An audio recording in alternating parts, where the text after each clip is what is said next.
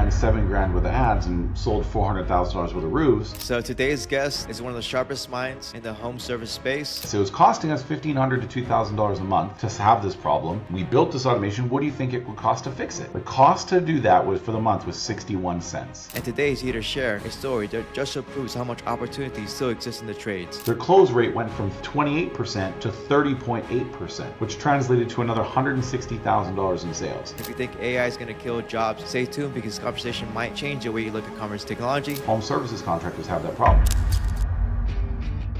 This is AI and Marketing for Home Service Pros, the show for contractors who want to grow without wasting time or money. If you're in roofing, HVAC, plumbing, or any home service business, we break down how AI and modern marketing can help you book more jobs, close more leads, and build a business that runs without babysitting every task.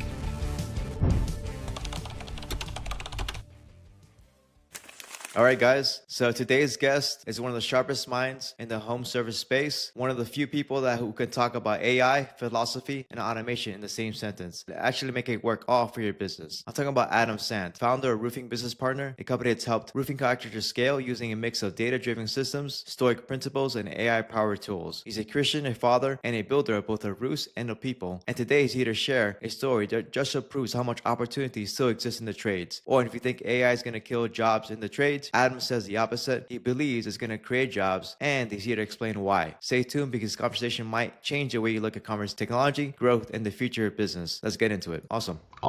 Adam, welcome to the show. Thank you very much, Mauricio. It's great to be here. Thank you for making the time and space for me to come and chat with you. I'm excited. We always have good conversations. Yeah, I first met Adam, I think 7 years ago, and he's one of the few people that I learned how to do Facebook ads for roofing contractors. When I started the company, I was just doing PPC ads for contractors, right, for roofers, and eventually I started doing Facebook ads, and we added a call center. But Adam was one of the few people a long time ago that had his own roofing business that was actually doing Facebook ads for themselves, and he actually managed to teach other contractors to do the same as well. Yeah, that was I remember the whole thing was we were running Facebook ads in our roofing business, and everybody made fun of us for it. But I didn't know how to run Facebook ads out of the box. I had to take an online course, and even the teacher didn't really see a pathway to running Facebook ads for a home services business, because back then it was like weight loss and dog toys. But what happened was then when we did it, in a world where you'd run most of the people talking about Facebook ads back then would run like a small amount of money, like $1,000, and they would sell like $4,000 worth of dog toys or like weight loss ebooks. So when we were like, we ran 7 grand worth of ads and sold $400,000 worth of roofs, most of the market didn't know about net profit. They just saw clickbaity headlines. And so then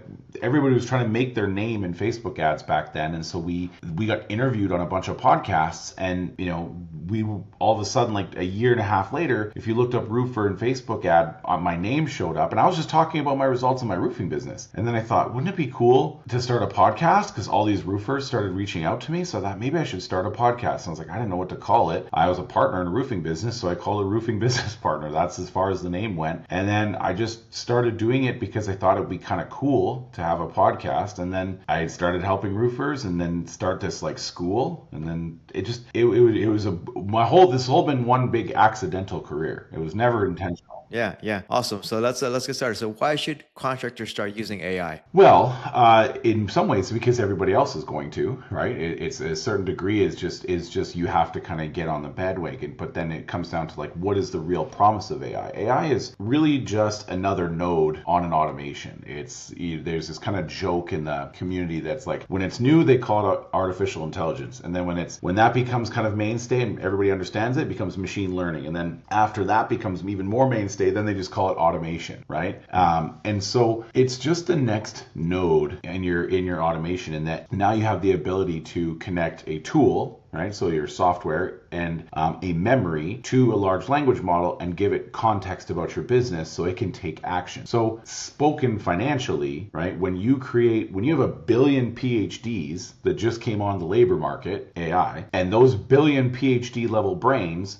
are willing to work in the roofing industry, that's going to bring down the cost of labor and it's going to because they increase the supply of labor, like mental labor. And so if you start adopting a mindset around synthetic intelligence in your business, you can drastically increase the revenue per employee, which is going to make your business far more defensible. And I think that this is kind of table stakes at this point. And so thinking AI first is what's happening at the top level of business. And roofing is just one of those trickle down businesses that's the beneficiary of being old and a timeless vertical that's 100 years old and will live for another 100 years. We get the benefit of like seeing it play out in other industries and then just being there. But like anything else, the people who were there first tend to like gobble up the real estate or market share of that advantage. And I just want to like make that message clear so that roofers and by extension the entire construction and home services industry sees that there will be new market disruptions and new leverage created that can drastically change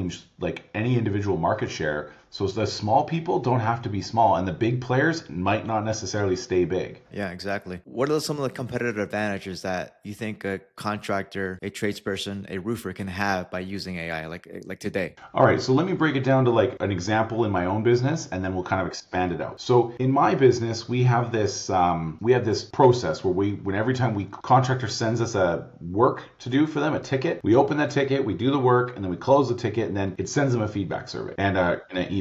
So then sometimes they don't take the survey, they reply to the email and be like, thanks, great job. And sometimes, so they call it 70-30, 50-50, right? Sometimes they're like, F you, try harder. We got to like reopen the ticket. But every time they reply, our system opens the ticket. And our system only has a binary decision there. If you receive a reply to a closed ticket email, does it reopen the ticket or not? It's binary. It's the only decision it gets to make because that's all the intelligence it has. Did they reply or not? There's no context. Right? Artificial intelligence allowed us to say, build a little workflow. And this workflow, no one's going to look at it in like N8N and be like, wow, so innovative. It's very, very simple. But this problem, right, of this ticket reopening meant that, okay, someone has now moved on to 3 other tickets and now they've got an email that says their ticket's been reopened. They don't know whether it's good, bad, what's happening. So then maybe they stop what they're doing. They context switch. So now they go, oh, I'm going to go back to this thing. And then they look at it and it was like, oh, they just said, thank you, good job. Now they go, time for lunch. And then they come back and they have to completely re-engage with that 3rd ticket. Or they forget to go back to it and then the customer's mad. And then they have to go, like, it creates this context switching problem. And so this was conservatively costing us $1,500 to $2,000 a month, just in context switching, extra hours, all this kind of stuff. So we built this very simple automation that just said, when you get a reply, if it's a positive sentiment, like read it. If it sounds like thank you, good job, appreciate you, leave the ticket closed. If there's something else, we'll then summarize the content of the message, reopen the ticket, assign a task that says, like, this is what was happened. So then that way, the person didn't get a notification about it. They just got a task, which is like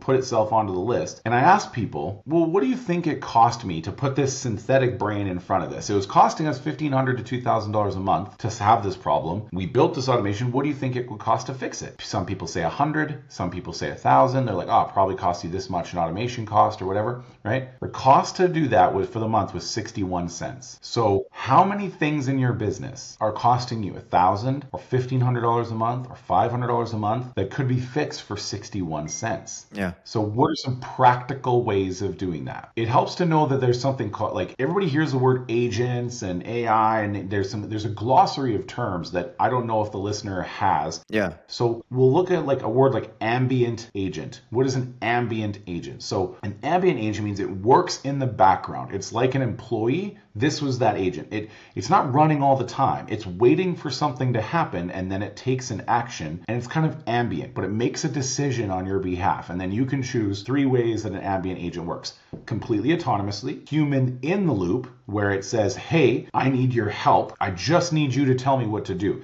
This is what happened. What do I do? You click a button, say it sends a message to Slack, and you have like a yes, no, or more, right? And you can just make one of 3 decisions and it goes. Or human on the loop, where it just says, hey, this is what I did, but I think you should know about it. That's kind of what our 61 cent thing was. And then autonomous just means it's doing stuff and you have to like go look at it and figure out what happened. So if we think about it, well, now we kind of can start to think about what should be done. So a good example is Nice. A lot of roofing companies have an issue with like permits. Permits are something that they're spending someone to be around. You're still in Florida, right? Yep. So you have notice Miami. commencements and permits and midday inspections. It's a huge logistics and bureaucracy problem in the Florida roofing market. Yes. So a roofing company has information in their CRM that informs that through the sales process this was collected, and then it has to go to some person who sits at a desk all day, and sometimes it's a part of their job, and if you get big enough, that is a person's whole job, is just doing permits and notice of commencements. So what does that job entail? Well, you have to log into some old ass government website and fill out a bunch of boxes, which is like name, information, address, date of start, type of material we're putting on, expected install date, like just some data that exists in properties in the CRM. And previously we were never able to automate this because the government didn't say, hey, we released our Zapier integration. So like, what do? Well, an ambient agent can use what's called a headless browser. So it's just like it sounds. It's a browser window that is headless. There's no person behind it. It just runs itself. And we can pre-program that browser to understand this government website. And so it's like, if the zip code is this, it belongs to this county. And if it's this county, the website is this. And when you go to that website, there will be these 8 boxes to fill out and this one place where you need to upload this PDF. The 8 boxes correlate to these 8 properties in the CRM, and the PDF is in this folder. Go fill out that form, and then when you're done, you're going to get a document back, or you're going to have to save you're going to get a permit number or some kind of thing. Scrape that out of the browser, copy paste, put it back into the CRM, and then like check a box or move a stage in the pipeline view, like then take an action. So that's an ambient agent. There's no human in the loop, no human on the loop. It just happened. And that headless browser, right, allows you to say, all right, well now we used to have to pay someone, 4 hours a day, every day to do this like soul crushing, completely unfulfilling, mind numbing job of copy pasting. It's unfulfilling, uncreative. And now that person doesn't have to do that anymore. Yeah, you just save money on the labor cost, right? Mm-hmm. You also improve the bottom line, and you probably limited mistakes. I'm assuming, yeah. Well, huge issue, right? If you fall behind on notice of commencements or permits, you have to stop work on all jobs until you get caught up on your paperwork. Like you can literally have a stop work order for the entire company because of one piece of paper missing on one job. Yeah, that's the big problem. How would you build that? As like you probably use N8N. Like, and if people don't know what N8N is, basically just a more advanced Zapier and Make, where you can kind of have a developer kind of create the systems for you. Is that what you probably use that to kind of build that out? The market of so the software is like, the short answer is yes, and the market is opening up to like, there's all kinds of new like there's like one called Active Pieces and Gumroad, and there's so many new integration platforms coming out. Agent.ai, like there's so many of these that exist now. So you could do this with a lot, because that headless browser is just a node. It's just like a block on that automation thing. It's an HTTP request, which all that means is just like a ping off of a website that says, hey, when you get a ping, go take this action, and then you go to that particular tool and build out what that action is. So you could use a lot of tools. N8N is kind of like the hot one right now. It got a big influencer network around it. Yeah. So yeah, but you could do it in Make or even Zapier if you wanted to. Yeah, if you go on X, you'll see those screenshots of those workflows that they look super complicated. Sometimes they're not really that complicated, but they seem complicated. That they just look cool. Yeah, they look cool, exactly. And sometimes it's really simple. If you look at it, it's like workflows and automations have been around for a long time. It's like that really hasn't really changed a lot, but it's kind of like the AI twist really, and it has changed it a little bit. It's more advanced and more unique, but that's kind of like those things are kind of been around for a long time. It's like people don't really understand that. There's this meme that goes around, and it's like it's like a little boy asking his mom a question. It's like, mommy, why are we rich? And it's like, and then mom says, because daddy started calling automations agents, honey. You know what I mean? Because like now, like things that aren't even an agent, people are calling an agent. Like, it's like, so to some of us, it's like one of those things where it's like, do you join the party or do you kind of like try and call it out? My opinion on it switches daily, but yes, it is. It's just like in Make or N8N or Zapier, like you have these like nodes, these little blocks, right? Yeah. That connect together. And now there's just a new node that's called agent. And that agent requires 3 ping things to be connected to it. A large language model. So OpenAI's models or Gemini's models or Claude's models or X's models. And then you have a memory, short-term and long-term. And then you have a tool that it can use. The 2 exciting things, I don't know how nerdy we want to get on this, but yeah. Yeah. Can you walk us to like a typical workflow? I know you talked about the permit one, but is there another one that you built out or you've seen clients built out that can really help improve their operations or their business that you've seen? Yeah, so like the one that like we're really excited about right now is,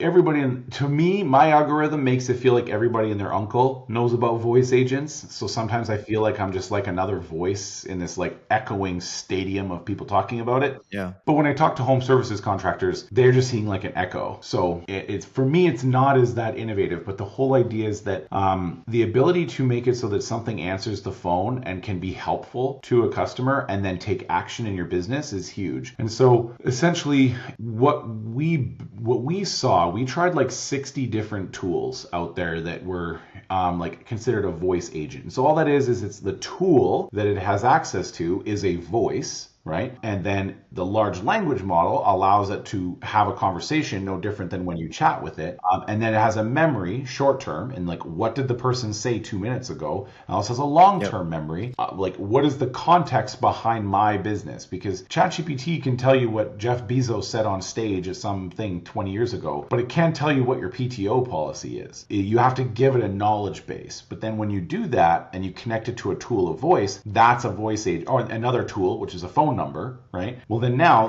a ChatGPT can pick up your phone for you, essentially. Now, we tested all the tools, and the limitation that we found was that when you try and make this thing pick up the phone, it'll just say something like, oh, we're available between 9 and 5, Monday to Friday. When do you want to book? And so in practice, deploying this into a business, it was like, oh, well, then the agent would like book an appointment on the north side and then book an appointment on the south side and then book an appointment on the north side. You and me, our businesses, we just go from Zoom to Zoom to Zoom to Zoom to Zoom with no drive time, but home services contractors have that problem. In the case of like roofers, also, if you're in a market where it like rains 2 days a week and you can't really be climbing around on a metal roof in the rain, well, we have to understand the context of they have a metal roof and it's raining on Tuesday. We can't go to that house on Tuesday. And the other thing is that not all the time do homeowners recognize that their address kind of is very similar to another address that might show up in the same city. Like where I'm from in a city called Calgary, you have like a 32 62nd Street Northeast and a 32 62nd Street Northwest. And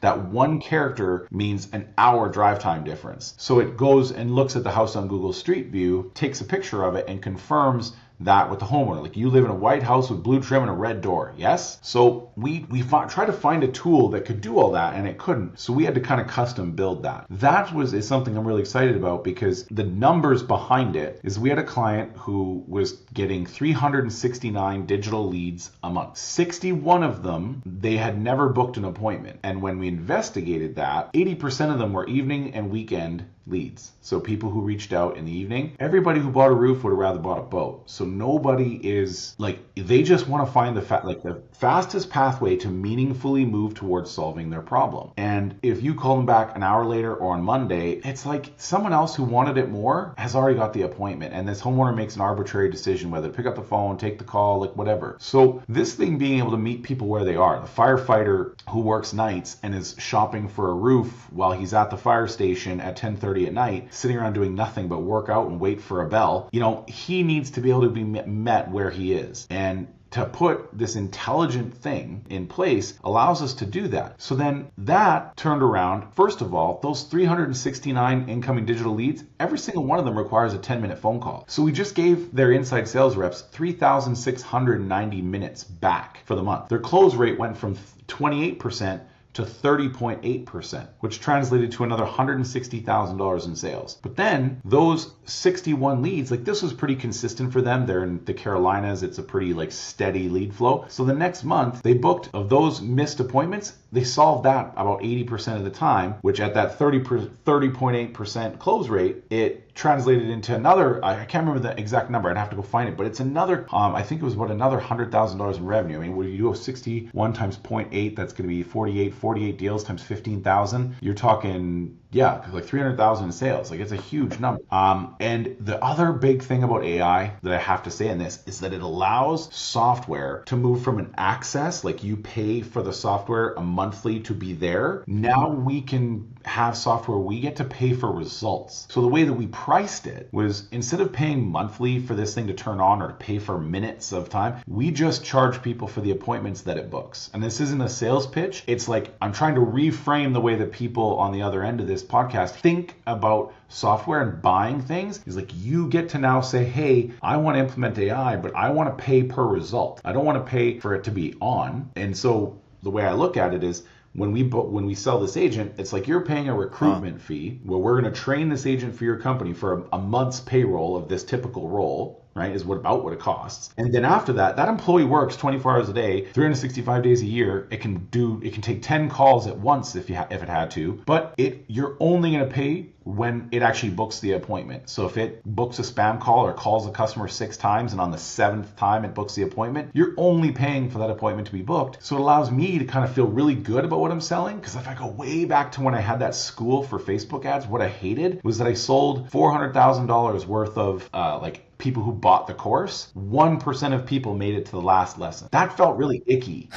You know what I mean? Because it's like, you're paying for access to a course, you bought it, you had the knowledge, like I could sit and be righteous about it, but it felt icky. You know what I mean? It felt icky that people didn't really get to the end of the course and I know they didn't take the benefit, because some would like get halfway through, like, can I just like hire you? It was like actually the way that we turned into an agency. That felt icky. Yeah. And how do you actually build? Do you use like the tool? What are the tools you actually use for that? Is that like HubSpot or the CRM? Yeah. And that's how you keep track of the sales and the actual like close rate and stuff like that? So it'll work with any CRM as long as it has an endpoint for us to create a contact, create an appointment, and add an engagement, which most CRMs, like modern CRMs, have it. I was surprised your Job Progress didn't allow us to create an appointment in their system, but it'll work with any CRM that's modern and just has those 3 endpoints. And then we use 11 Labs for the voice. We use Twilio for the phone numbers, and then we build language models. Okay. It's a mixture of OpenAI and Gemini, because we use Gemini when it interacts with Google, because it has to interact with like if they don't have like something like a Rivy or a field service tool, then we got to connect to Google Calendar. It's got to look at Google Maps to calculate the drive times, and it's got to look at the either Open Weather or Google's Weather API to pull the weather data. And so we build all of that infrastructure on N8N, and then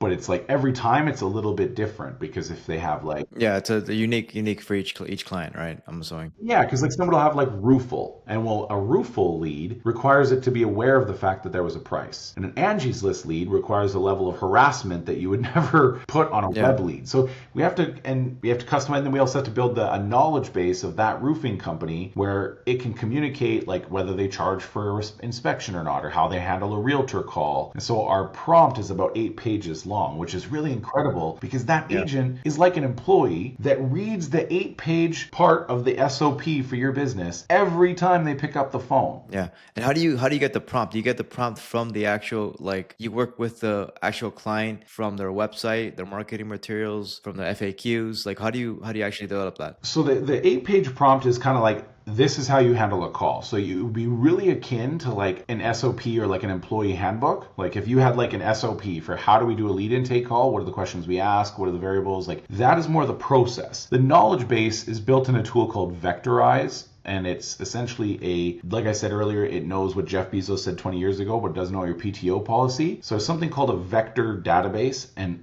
it's just a fancy way of saying it's just like a large table of data that allows us to give the agent a brain that basically says, when people ask a question, don't go to like the OpenAI brain, right? It's called retrieval augmentation generation. Retrieval augmentation generation is RAG, right? RAG database. And all it's basically saying is retrieve your answer from this augmentation of your brain, which is this database that has our company's knowledge. And so there's a process of like dumping a website, their PDFs, anything about their company. We dump it into this like intake, and then they do what's called an embeddings, which is just saying, okay, go put all this data into a way that like a large language model knows how to access it as a brain. It's simpler than it sounds, but that puts this knowledge base together that allows that agent to have a brain that's unique to the company. Yeah.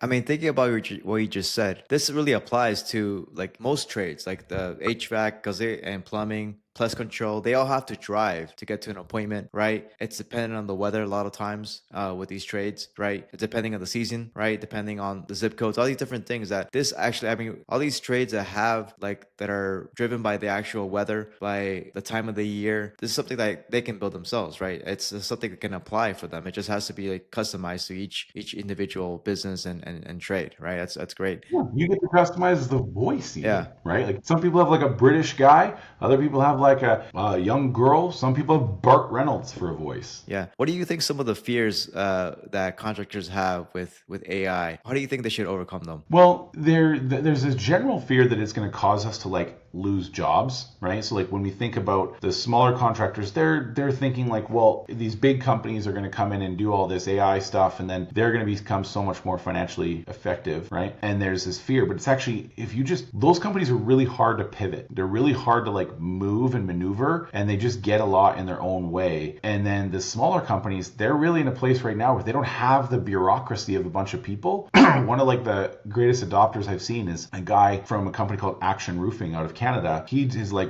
or another guy, Drake, who sells Christmas lights, ironically also out of Canada, because they shut down half the year, you know what I mean, because of the weather. Yeah. So they're forced to like lay off people every year and rehire people every year. So the idea of having a dormant ambient AI that just like doesn't require a layoff and doesn't require like the emotions of retraining, rehiring, recruiting, they did it. And like Action went from a 20-year-long business that did like $1.5 million a year, and then he went to $4 million in a year, and he's just embracing AI at every step of the way because he's just thinking about that. So it lends to this fear that it's going to create a lack of jobs or some kind of like job decimation. But every example of this in the past, like internal combustion engines, the internet, it's always created more jobs. It's always created more jobs, because a great example is, if you haven't heard, if you haven't watched the news lately, maybe you haven't heard this, but like these AI companies are building their own nuclear power plants. They're building huge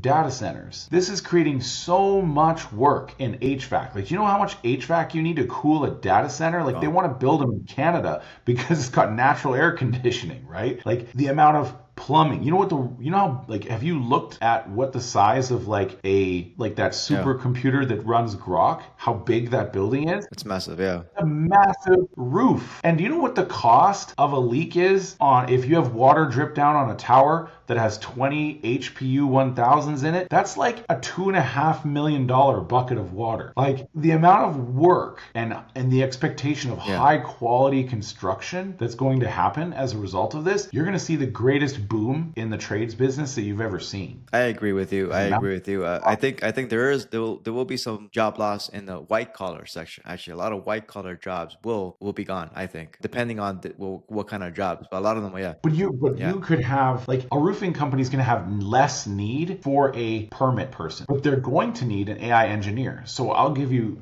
an example from myself personally. We have a person here named Priscilla, and she's an HR person, right? We had an employee basically do a horrible thing to us, left and stole $100,000 in monthly recurring revenue. We had to lay off 30% of our people overnight because they took 2 employees and $100,000 worth of clients. And I get why the clients left. We edified this person for 7 months to them. And when that person, like, and we can go to court and that's all happening, but that doesn't stop the $100,000 loss when they were like, well, we just want to follow our guy because we don't want to hurt our business, so we're going to follow this guy. I get why they made the decision. I have empathy in my heart for that, but doesn't change the fact it was hurt. Well, all of a sudden HR had 30-40% less work to do, because when you lay off 30%, another 10-20% say, I'm going to leave too. You know what I mean? Like it creates people brushing up on their resume. Well, that HR person now suddenly had less work. Do we let her go? Well, she took it upon herself to go go into like 3 different AI school groups. She's watching everything she can learn about AI. She's implementing HI in the HR thing. But now she's kind of moved into being the executive assistant for the director of operations here. And she's now building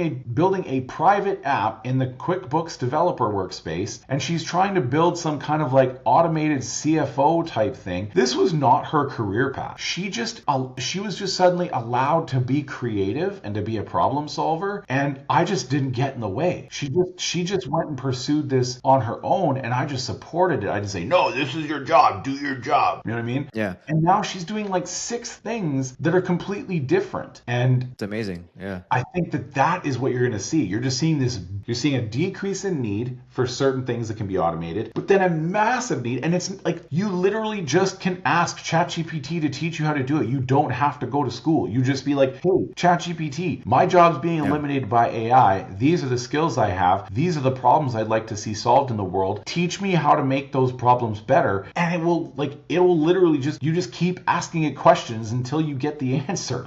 So I think it is both the tool that creates the opportunity, and it is also the function of change that's creating the presence of a need for work. So I think that it's creating way more jobs than it's losing. It's just changing them. It's just changing it. I could tell, man. You're very passionate about this. That's gonna happen everywhere. I think I'm very passionate too. That's why I started this podcast, because the last 2 years I've been really digging deep into AI, learning it myself. At one point I was spending like 2 or 3 hours just going on YouTube, going different courses, and just learning it myself and using the tools. Now it's just basically empowered all parts of my business. And now the big thing for me that I use it for, and I have 2 people that are working on that full time, like automation person and a AI person. But for me, I use it to think. Really, that's the biggest thing, the biggest tool that I use. I use it to think, I use it to run better meetings, to write better scripts, just marketing, all the scripts, all the technology that we use it for. But that's the biggest thing, how to use it to think better, right? I feel like a much smarter. Borrow an extra 40 IQ points. Exactly. Like just you become smarter on it. Yeah, there's a study that I heard referenced, right? And it said that if you put a really smart person in a group, right, the whole group operates at a higher resonance, like because they're all borrowing that 40 extra IQ points, so they move through solving problems faster. Like the proximity to a really intelligent person allows a group of people to all solve a problem faster. Well, that has just scaled out by the order of like 1 billion, in that now every one of us has access to that additional 40 IQ points on demand whenever we're inspired to use it. So just like you said, you can use it to think better because you can process your decision making better. Yeah. It's incredibly empowering for people who previously the limitation was like, I grew up in Sheboygan and I never got exposed to this. And now you can just like for $20 a month go and be like, open my eyes, ChatGPT, tell me what I don't know. Exactly. And there's a couple of things. Basically, I think if you work with a team, right, especially my team, I think every business deals with this, is that there is a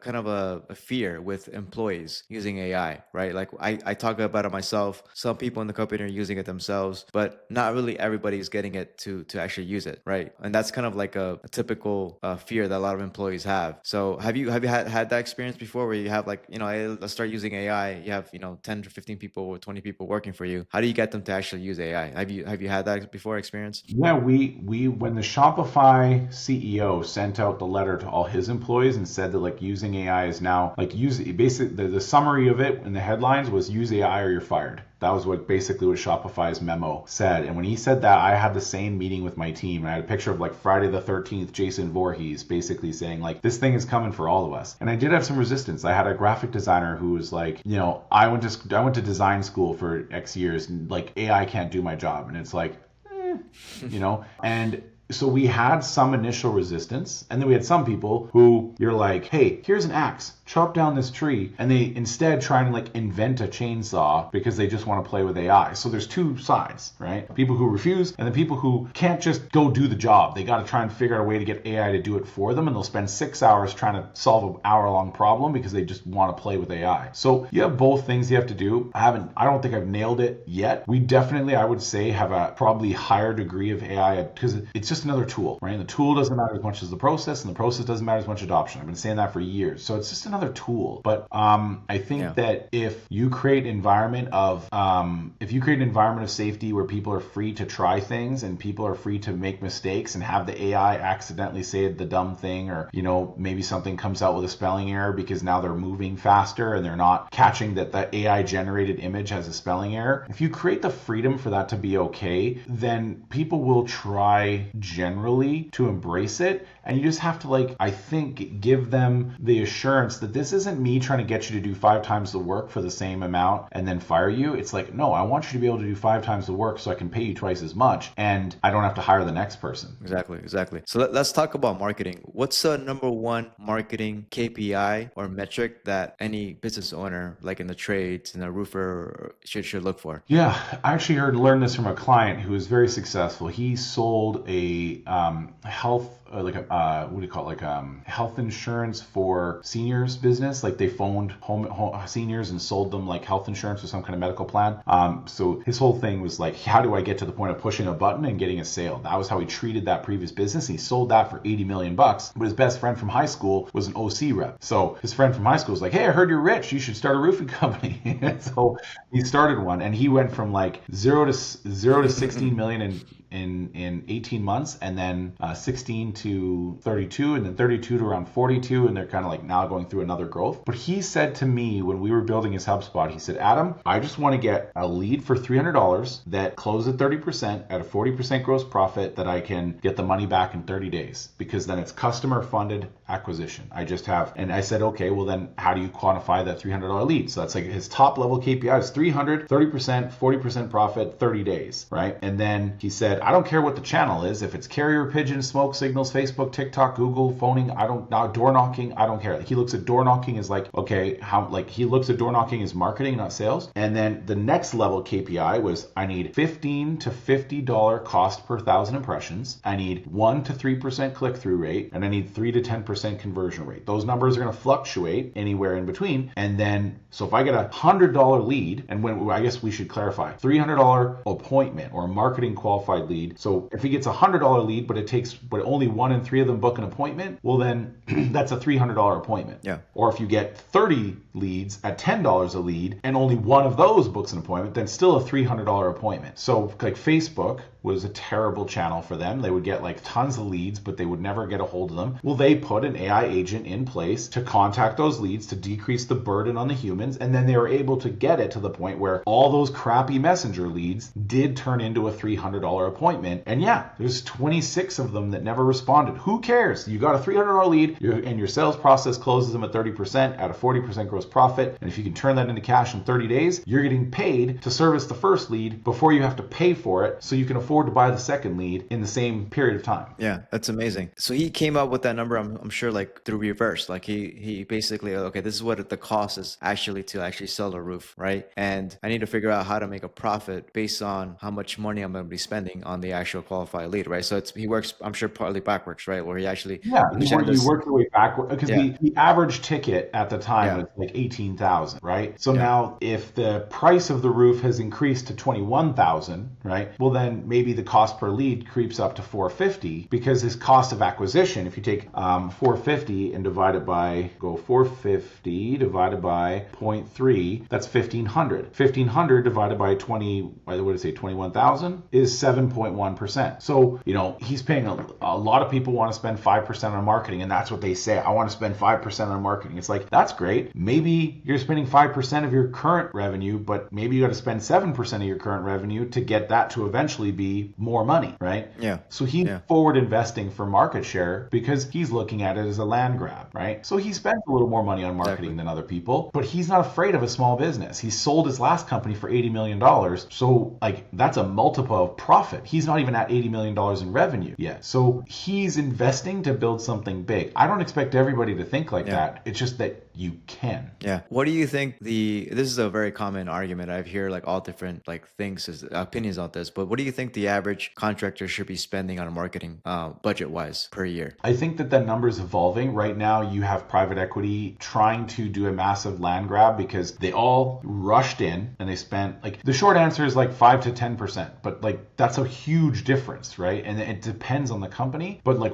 we have to think of like, what are there's three tectonic shifts, like massive plates moving underneath our feet. One of them is capital constraints. Like interest rates are stuck, stagnant growth. We have all this like issues with the economy and capital and everything like that. So like there's just the capital markets are constrained. Second one is in my industry, roofing specifically. I don't know what it looks like in like plumbing, or I know plumbing and HVAC see this, but I don't know about like arborists, but private equity is coming in, and their whole mode is to buy a company for 2x, smash a bunch of them together, and then sell them for 5x or 3 and 7 or 5 and 13, right? They're just trying to create value and then package it all up and sell it. And they do this over and over again until it eventually becomes like Ford, Dodge, and Chevy of roofing, and they're on a public market. So that is creating this like thirst for growth at any cost. Yeah. And so they're like slashing costs everywhere to try and pump more money into marketing, because they're just trying to win the race of that next exit before another company does. So they're willing to like burn cash on marketing, because for them, that's value creation. Yeah. So you're competing in that market. And then the third tectonic shift is AI, right? Is like orders of efficiency. So if you see, private equity has money. So they don't have a capital constraint. They have money. They don't have to go get it. They have it. Some of them use leverage, but for the most part, they have access to capital like we don't. Then they also have a different incentive, right? They're getting a multiple on the sale. They're not necessarily worried about being around for 30 years and building a legacy. They just have multiple expansion. And then AI is something that they can invest in to say, well, if I can bring this cost down 2%, I can immediately take that money and put it into my marketing budget. And then you have to compete in that market either by being more effective or just spending more money. And so you either have to get more bang for your buck, or you got to spend more bucks. So you have to decide which one of those two things you are. And that might mean that, the guy who's willing to get on Facebook Live every single day, twice a day, can get more bang for a buck. They can spend 5, but be more effective. And then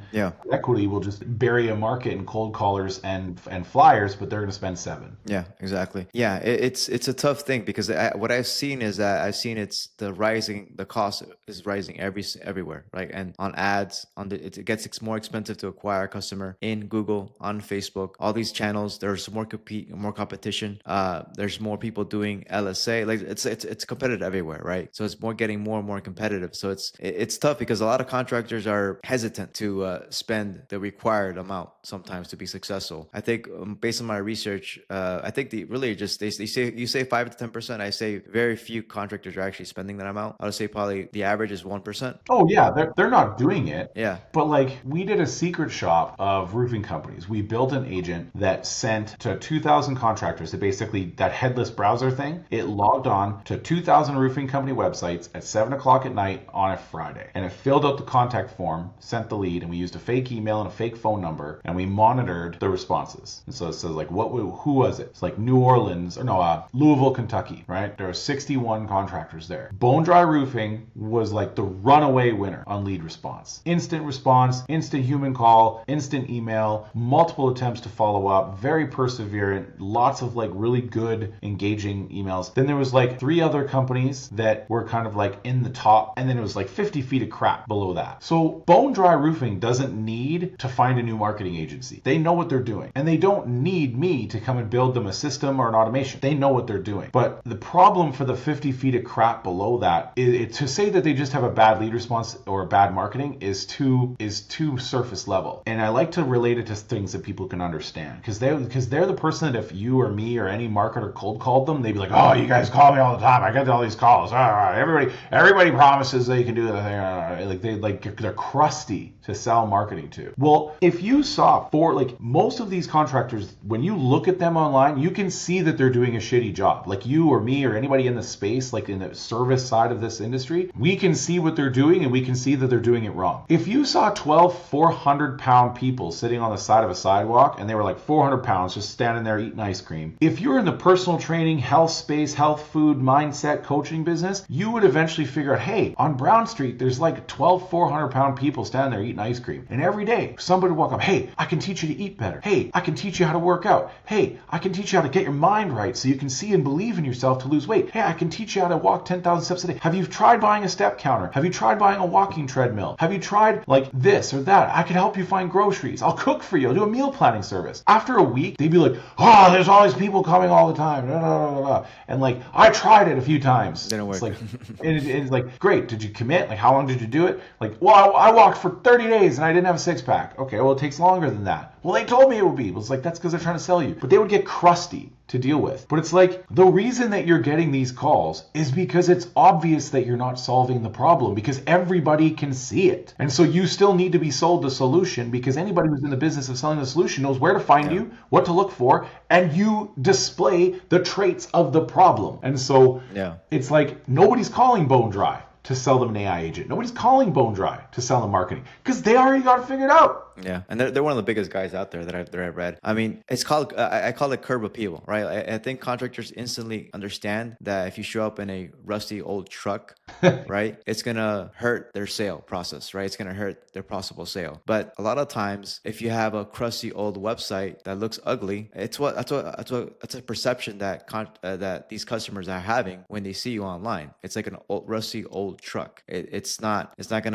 trustworthy, right? That's why it hurts contractors first, right? So I really think it's also a big educational thing too as well. A big educational thing. It's a mindset issue as well. And at the end of the day, there is a lot of marketing companies out there that overpromise and underdeliver. That's a big part of it as well. But what? Okay, so besides those, like, can you talk about some of the the biggest? I want to hear this. Like, what is the most successful campaign that you ever ran for yourself, or for like a company or a client that you had, like a marketing campaign? Yeah, the best one I've ever run was a $89 gutter cleaning ad. This business, we took the lesson. They had a door knocker who, to knock on doors, he was saying, hey, I'll clean your gutters for $99. And he got on roofs a lot more when he offered to clean the gutters for $99. He knocked 100 doors and say, do you want a free inspection? He'd get 1 or 2. He knocks on doors and says, hey, I'll clean your gutters for $99. He'd get 10. Then when he was up there, he'd be like, hey, by the way, did you know you have damage? Want to file a claim? So let's now apply leverage to that, run that as an ad, $99 gutter cleaning. So then now we just created a gutter cleaning service, and I learned this lesson like 6 years ago too, because the what do you call it? A guy had his dad, who was an older fella, and just gave him a job doing gutter cleaning, and his dad would be like, well, your roof's looking kind of bad, talk to my son, right? So I had 2 examples of this in real life, and you all hear about like Alex Hormozy and lead magnets and stuff like that. It's like, what is a lead magnet? It's either a partial solution to a problem, a temporary solution to a problem, or the sudden awareness of a problem. And it's usually where you give a high amount of value for a low cost to get the lead. Well, that gutter cleaning thing, It just got the same customer, where you got customer funded acquisition. It costs you $50 for the lead, but you're getting paid $99. So you're paying to get the lead, so you could dump as much money. We've had other campaigns that maybe got more leads, or were like more like roofing, I want a roof leads. But the thing is that like kind of ping pong two-step approach created a profitable lead generation. Got it. And then you basically ran it to a landing page. And did you have like a checkout form on there, like where people can actually pay it online, or? Yeah. Okay. So it meant that we had to like convince certain salespeople that to get those leads, they had to be willing to go and like spray down a gutter and unplug a drain. You know what I mean? It wasn't a hard job to do. And then you charged more money if there was more gutters. Like it just you had to create a company that was willing to do that. But then you created a marketing department that was profitable. Like the salespeople made more money because they didn't have to go knock doors. Now they just scaled that up, but they had, instead of spending 5 hours knocking doors to get 2 doors to let them on a roof, they spent an extra 35 minutes on a house cleaning gutters. You know what I mean?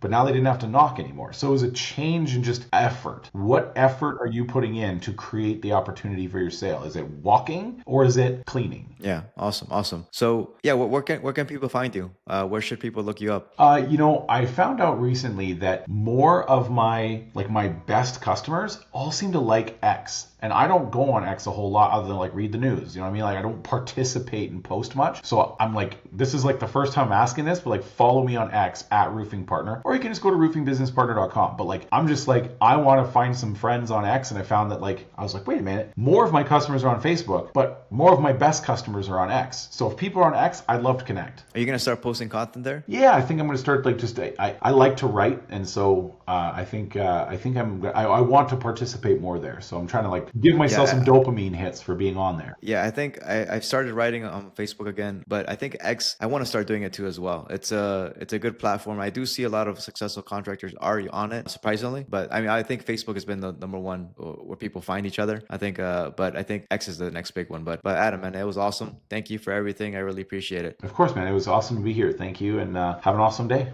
Thanks, man. Have a good one. Bye. Thanks for listening to AI and Marketing for Home Service Pros. If you got value from today's episode, do us a favor. Follow the show, share it with a contractor friend, and leave a quick review. Want help using AI or smarter marketing to grow your business? Head to contractormarketingpros.net and book your free strategy call.